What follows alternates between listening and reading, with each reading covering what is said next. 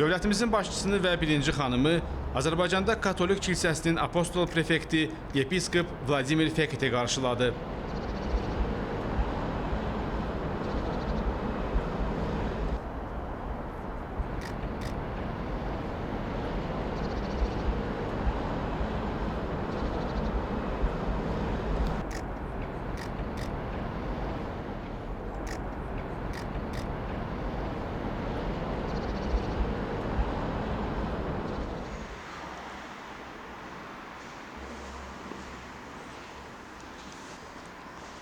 Azərbaycan prezidenti və birinci xanım matəm kitabına ürək sözlərini yazdılar.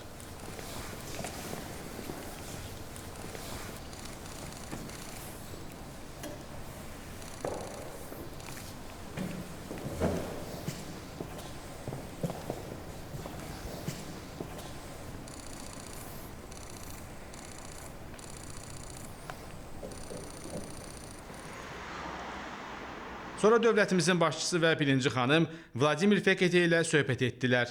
Roma papası Fransisk ilə görüşlərini və onun Bakıya səfərini məmnunluqla xatırlayan dövlətimizin başçısı qeyd etdi ki, Papa Fransiskin Heydər məscidində ölkəmizdə fəaliyyət göstərən dini icmaların nümayəndələri ilə görüşü insanlar arasında birliyin bərqərar olmasının vacibliyi ilə bağlı mesajı idi. Prezident İlham Əliyev Papa Fransiskin xatirələrdə çox sadə, adi insanların ehtiyac və arzuları ilə yaşayan bir şəxs kimi qalacağını dedi.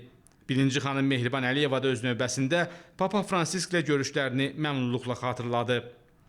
Vladimir Fekete dövlətimizin başçısına və birinci xanıma başsağlığına görə minnətdarlığını bildirdi. O, Roma papasının Katolik kilsənin lideri kimi bir nümunə olduğunu dedi.